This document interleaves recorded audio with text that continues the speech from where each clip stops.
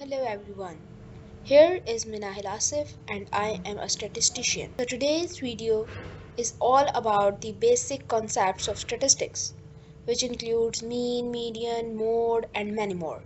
Going to have a look on mean. The mean is the sum of all the values divided by the number of values.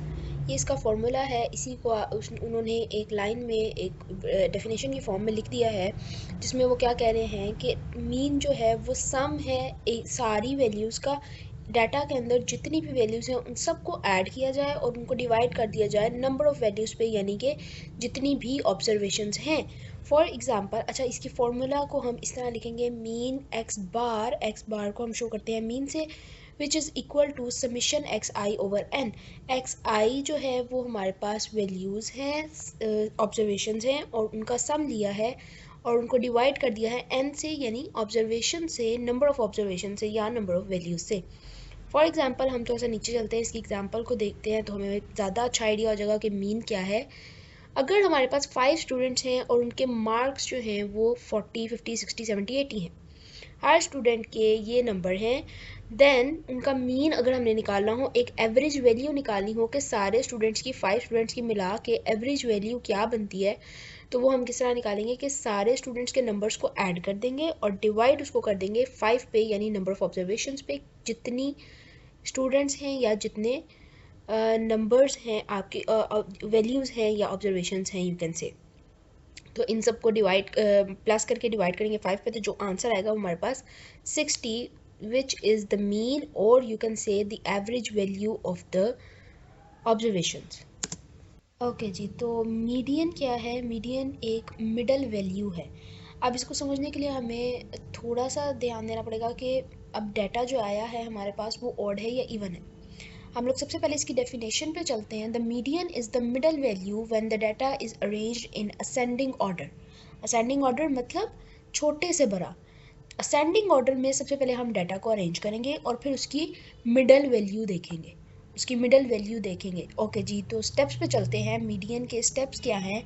अगर हमारे पास data जो है वो odd है, अगर हमारे पास 1, 3, 5, 7 इस तरह का डाटा आ गया है, तो हम उसको क्या करेंगे, उसकी मीडियन निकालना हमारे लिए आसान होगा कि हम उसकी मिडल वैल्यू को पकड़ लेंगे, वही हमारा उसका मीडियन होगा। लेकिन अगर हमारा डाटा जो है वो इवन है, एन जो है यानी नंबर ऑफ ऑब्जर्वेशंस जो है वो इवन है, तो हम क्या करेंगे, एवरेज करेंगे दो का, दरमियान वाली दो मिडल वैल्यूज़ को पकड़ेंगे, उनका एवरेज करेंगे, यानी उनको सम करके 2 पे डिवाइड करेंगे, तो जो आंसर आएगा वो हमारा मीडियन होगा। फॉर एग्जांपल, हम लोग डाटा की तरफ चलते हैं। 10, 15, 20, 25, 30 5 वैल्यूज़ हैं, यानी नंबर ऑफ़ ऑब्जर्वेशंस या नंबर ऑफ़ वैल्यूज़ हमारे पास 5 हैं। एन जो है वो हमारे पास 5 है। काउंट क्या हो गया है? ओड। तो हम क्या करेंगे, इसकी दरमियान वाली वैल्यू 2, 2 इधर से छोड़ देंगे, 2 इधर से छोड़ देंगे, और जो दरमियान वाली वैल्यू है which is 20, it is the median of the data. इस डाटा का मीडियन ये होगा 20। अगर हमारे पास अगर हमारे पास डाटा जो है वो इवन आ जाता है, यानी 10, 15, 20, 25 4 वैल्यूज़ हैं विच इज़ इवन नंबर, अगर हमारे पास इवन काउंट आ जाता है, n is equal to 4, number of values 4 आ जाती हैं, तो हम क्या करेंगे, दरमियान वाली दोनों वैल्यूज़ को सम करेंगे, 15 प्लस 20 करेंगे, डिवाइड करेंगे 2 पे, नंबर ऑफ ऑब्जर्वेशंस पे। ज़ाहिर है एवरेज निकालने के लिए या दरमियान वाली वैल्यूज़ का एवरेज या मीन निकालने के लिए हम क्या करते हैं, नंबर ऑफ ऑब्जर्वेशंस पे डिवाइड करते हैं। तो 2 ऑब्जर्वेशंस लिए हैं, 2 पे डिवाइड करेंगे। The answer is 17.5। तो 17.5 हमारा मीडियन होगा इवन डाटा का। That's all. नेक्स्ट हम चलते हैं मोड पे। Mode is the most frequent occurring value. Frequent occurring value का मतलब है कि जो ज़्यादा दफ़ा आ रही है डाटा में वैल्यू, उसको हम कहेंगे mode. The mode is the value that appears most frequently in the data set. Data set के अंदर जो बार बार वैल्यू आ रही है उसको हम कहेंगे कि ये मोड है। फॉर एग्जाम्पल, डाटा की तरफ चलते हैं। 2, 4, 5, 6, 4, 8, 4, ये हमारे पास डाटा दिया हुआ है जिसके अंदर 4, 4, 4, 4 बार बार रिपीट हो रहा है, 3 दफ़ा आ गया है। Since 4 is the appears more frequently, so the mode is equal to 4. अगर कोई वैल्यू रिपीट नहीं हो रही है, if no value repeats, the data set has no mode. अगर कोई भी वैल्यू रिपीट नहीं हो रही है, फॉर एग्जांपल हमारे पास कोई डाटा आ गया है जिसके अंदर कोई भी वैल्यू रिपीट नहीं हो रही है, तो हम कहेंगे कि इस डाटा का कोई भी मोड नहीं है। We are going towards the variance. What is the variance? Variance is the measure of spread, कि एक मीन से एक डाटा पॉइंट का कितना डेविएशन है। यानी फॉर एग्जांपल ये हमारे पास एक ग्राफ है जिसमें यहाँ पर कुछ पॉइंट्स हैं, दूर दूर पॉइंट्स हैं, और ये फॉर एग्जांपल हमारा एक पॉइंट है जिसको हमने मीन कहा है। ऑब्वियसली मीन यहाँ पर तो नहीं होगा, कहीं एवरेज पॉइंट इधर होगा। चलिए हम उसको इधर कर लेते हैं। We are doing it here, this is our mean. तो हमें क्या वेरिएंस क्या बताता है कि मीन से डाटा पॉइंट्स की डेविएशन कितनी है, इस मीन से इस डाटा पॉइंट की कितनी वेरिएशन होगी, कितनी डेविएशन होगी, डिफरेंस कितना होगा इस डाटा मीन से इस डाटा पॉइंट तक का, इस मीन से इस डाटा पॉइंट तक का। मीन एक ही रहेगा, डाटा पॉइंट्स के साथ उसका डेविएशन चेक करने के लिए हम वेरिएंस का यूज़ करते हैं। Variance tells us how much the data points deviate from mean. तो इसका फॉर्मूला क्या है? फॉर्मूला पे चलते हैं। Formula is variance sigma square. Variance को हम सिग्मा स्क्वायर से डिनोट करते हैं। Sigma square is equal to summation X I minus X bar का whole square over N. X I is the number of data point. Data point एक data point को show कर रहा है। X I means जितने data point होंगे उतनी I is equal to 1 to 10 है, 30 है, जितने डाटा पॉइंट्स हैं हमारे पास। एक्स बार क्या है? X bar is the mean over n क्या है? Number of observations. जी, तो एग्जाम्पल की तरफ चलते हैं। एग्जाम्पल में क्या है? 2, 4, 6। 2 छोटा सा डाटा है हमारे पास। 2 सबसे पहले हम क्या करेंगे कि ओके जी, तो हम एग्जाम्पल की तरफ चलते हैं। छोटा सा हमारे पास डाटा है, छोटी सी एग्जाम्पल है। 2, 4, 6 डाटा हमारे पास दिया हुआ है। ये हमने क्या करना है? सबसे पहले मीन निकाल लेना है। हमें एक्स बार चाहिए। हम क्या करेंगे? मीन निकाल लेंगे। X bar is shown as mean. तो मीन का फॉर्मूला हम पीछे पड़ा है। 2 + 4 + 6 सारी ऑब्जर्वेशंस को ऐड करें और divided by number of observations. 2 + 4 + 6 divided by 3, तो आंसर हमारे पास आ गया 4। सो 4 is the mean of this data. इसके बाद हम वेरिएंस पे चलेंगे। क्या करेंगे? फॉर्मूला के अंदर वैल्यूज पुट करेंगे। समीशन का साइन नहीं लगाएंगे। हम क्या करेंगे? इस अंदर वाली चीज़ को सॉल्व करेंगे, ब्रैकेट वाली चीज़ को, और दरमियान में प्लस लगा देंगे। Summation means plus. So the data point, first data point is 2, उसमें से माइनस करेंगे मीन विच इज़ 4 और उसका होल का स्क्वायर लेंगे। फिर उसमें ऐड करेंगे दूसरा data point 4 minus 4 mean whole का square plus 6 minus mean whole square over number of observations which is 3। 2, 4, 6 3 observations हैं, तो नंबर ऑफ ऑब्जर्वेशंस के साथ डिवाइड कर देंगे। इसको सॉल्व करेंगे तो आंसर हमारे पास आ जाएगा 2.67। 2.67 is the variance of this data. Next उसने क्या बताया है कि standard deviation is the square root of variance. Standard deviation क्या है? अगर हम इस वेरिएंस का 2.67 का स्क्वायर रूट ले लेंगे तो वो इस डाटा का स्टैंडर्ड डेविएशन होगा। Next point is probability. Probability क्या है? Chance of an event occurring. ये एक इवेंट जो भी हो रहा है उसकी आने का कितना चांस है। हम डेफिनेशन पढ़ते हैं, उसके बाद में एग्जांपल की तरफ चलती हूँ। Probability means the likelihood of an event happening. कोई भी इवेंट जो हो रहा है उसके होने के कितने चांसेस हैं। फॉर्मूला की तरफ आते हैं। Probability of A is equal to favourable outcomes over total outcomes. Favourable outcomes means जितना हमारे पास चांस है, चांस ऑफ फेवरेबल आउटकम्स आने का कितना चांस है over total outcomes. For example, if you roll a dice the probability of getting 3 is. अगर आप एक डाइस को रोल कर रहे हैं, उसके अंदर 3 के आने का चांस कितना है? 1 टाइम्स। एक ही दफ़ा 3 आ सकता है ना। अगर आप एक दफ़ा डाइस को रोल करेंगे तो एक ही दफ़ा 3 आ सकता है। 1/6 टोटल आउटकम। टोटल आउटकम्स कितने हैं? 6।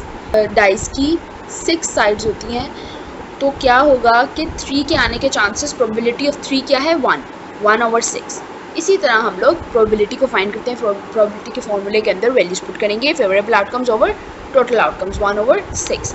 अच्छा, प्रोबेबिलिटी की कुछ टाइप्स हैं। Types of probability, independent events and dependent events. Independent events क्या है? One event doesn't effect the other. Rolling a dice example है इसकी, one event doesn't effect the other, यानी 3 के आने के जो चांस हैं उससे किसी दूसरे पे कोई इफेक्ट नहीं हो रहा। रोलिंग अ डाइस ट्वाइस, 2 दफ़ा अगर हम डाइस को रोल करते हैं, एक दफ़ा रोल करते हैं 3 आ जाता है, दूसरी दफ़ा रोल करते हैं 6 आ जाता है, तो एक के 3 आने से दूसरे के कुछ भी आने पे कोई फ़र्क नहीं पड़ा, right? One event doesn't effect the other. Similarly in the contrast dependent event क्या है? One event effects the other, कि एक इवेंट के आने से दूसरे के आने पर फ़र्क पड़ता है। For example drawing cards without replacement. For example हमें एस ड्रॉ करना है फ्रॉम द डेक, हम लोगों ने पहला चांस लिया, उसमें एस आ गया, अब डेक में एस नहीं है। फॉर एग्ज़ाम्पल अब डेक में एस नहीं है, तो हमें अगर दूसरा भी एस ही चाहिए तो उसकी प्रोबेबिलिटी कम होगी। उसकी सेकंड चांस में अगर हमें एस ही चाहिए और हमने रिप्लेसमेंट नहीं की, यानी कि पहला एस वापस नहीं डाला डेक में, तो उसकी प्रोबेबिलिटी सेकंड एस आने की प्रोबेबिलिटी डिफरेंट होगी, अफेक्ट करेगी, right? That's why it is called dependent event. Next हम चलते हैं हाइपोथेसिस टेस्टिंग की तरफ। What is hypothesis testing? It is the decision making in statistics. हमें स्टैट्स में कोई भी चीज़ कभी भी हमें चेक करनी होती है तो हम क्या करते हैं, उसको स्टैटिस्टिकली हाइपोथेसिस टेस्टिंग उसकी करते हैं। Hypothesis testing is used to check if the claim about the data set is statistically significant. या हम जो डाटा सेट पे काम कर रहे हैं उसको अगर हमें चेक करना है कि जो क्लेम हमने किया है वो 100% ट्रू है या नहीं। ऑब्वियसली 100% ट्रू स्टैटिस्टिक्स में कुछ भी नहीं होता। डाटा सेट में हमारे पास अगर हमें क्लेम करना है कि 99% या 95% जो बात हम कर रहे हैं वो ठीक होगी, तो उसके लिए हमें क्या करना पड़ता है? Hypothesis testing. हाइपोथेसिस टेस्टिंग के स्टेप्स हैं। फर्स्ट स्टेप इज़ हमें नल हाइपोथेसिस और अल्टरनेटिव हाइपोथेसिस को सजेस्ट करना होता है। क्या करेंगे? नल हाइपोथेसिस क्या होता है? नल हाइपोथेसिस को हम शो करते हैं H नोट से, और इसमें क्या होता है, इसका क्या मतलब होता है? नो डिफरेंस, यानी इसके अंदर हम हमेशा ये रखते हैं कि नो डिफरेंस हो। Alternative hypothesis which shows with H1, तो उसे हम क्या कहते हैं कि देयर इज़ अ डिफरेंस। ऊपर हम क्या करते हैं कि देयर इज़ नो डिफरेंस और इफेक्ट, और नीचे हम क्या कहते हैं कि देयर इज़ अ डिफरेंस और इफेक्ट किसी भी चीज़ पे। अब हम एग्जांपल की तरफ जब हम जाएंगे तो ज़्यादा अच्छे से समझ आ जाएगा। सेकेंड स्टेप क्या होता है? हमारे पास सिग्निफिकेंस लेवल हमने चूज़ करना होता है। सिग्निफिकेंस लेवल हम हमेशा 0.05% रखते हैं या हम 1% रखते हैं। ये हर किसी की अपनी मर्ज़ी है कि हम इसका 5% का मतलब क्या है? 5% का मतलब है कि 5% हम कह रहे हैं कि जो बात हम कर रहे हैं वो ठीक होगी या नहीं होगी। 1% चांस भी रख सकते हैं, यानी 95% हम कह सकते हैं कि 95% हमारी बात हमेशा ठीक होगी, और या हम कह सकते हैं कि 99% हमारी जो हम सजेस्ट करेंगे वो ठीक होगा। अच्छा, कैलकुलेट करेंगे। थर्ड हमारा स्टेप क्या होगा? कैलकुलेट करेंगे द टेस्ट स्टैटिस्टिक्स, कि हमें कौन सा टेस्ट स्टैटिस्टिक लगाना चाहिए, कौन सा फॉर्मूला लगाना चाहिए इस क्वेश्चन को या इस न्यूमेरिकल को सॉल्व करने के लिए। जी टेस्ट लगाना चाहिए या टी टेस्ट लगाना चाहिए, या और भी बेशुमार टेस्ट्स हैं हमारे स्टैटिस्टिक्स में जो यूज़ होते हैं, फार्मूलाज हैं जो यूज़ होते हैं न्यूमेरिकल्स को सॉल्व करने के लिए। और एंड पे हम क्या करेंगे? कंपैरिजन करेंगे किसका? क्रिटिकल वैल्यू का एंड मेक अ डिसीजन। अच्छा, क्रिटिकल वैल्यू के साथ कंपेयर करने का क्या मतलब है कि जो वैल्यू हमारे पास जी टेस्ट या टी टेस्ट वगैरह लगाने से आएगी, यानी कोई भी फार्मूला लगाने से जो वैल्यू आएगी उसको हम कंपेयर करेंगे with the significant value, with the significance level, जो हमने लेवल रखा होगा 0.05 से कंपेयर करेंगे, या 0.01 जो भी हमने सिग्निफिकेंस लेवल रखा होगा, और उसके बाद हम अपना डिसीजन दे देंगे। अगर तो वैल्यू बड़ी होती है तो डिसीजन होता है, अगर वैल्यू छोटी होती है तो डिसीजन होता है। वो हम एग्जाम्पल्स करेंगे तो उसके साथ इंशाल्लाह हम लोग उसको डिस्कस करेंगे। अब फॉर एग्जांपल एक एग्जांपल हम छोटी सी बिल्कुल ले लेते हैं, बेसिक सी। अब company claims it's new battery last 30 hours You test 50 batteries and find an average of 28 hours. You test 50 batteries. क्या कहता है कि एक कंपनी है वो क्लेम करती है कि हमारी नई बैटरी 30 आवर्स निकालती है. अब हमने 50 बैटरीज़ को टेस्ट किया. जो जो हमें एवरेज मिली वो ये हुआ कि 28 आवर्स निकालती थी. अब हम लोग क्या करेंगे, इसको स्टेटिस्टिकली प्रूव करने की कोशिश करेंगे. नल हाइपोथेसिस हम क्या लेंगे, हमेशा H0 क्या लेंगे, बैटरी लाइफ इज़ 30 आवर्स. और अल्टरनेटिव हाइपोथेसिस क्या हम लेंगे कि battery life is not equal to 30 hours. क्या करेंगे, हम इस पर जी टेस्ट लगाएंगे या टी टेस्ट लगाएंगे, फॉर्मूला लगाएंगे, उसकी जो वैल्यू आएगी उसको कंपेयर करेंगे लेवल ऑफ सिग्निफिकेंस के साथ और हमारे पास आंसर आ जाएगा. Okay, that's all for today's video. This is the basics of statistics. You will find it very informative, and thanks for watching.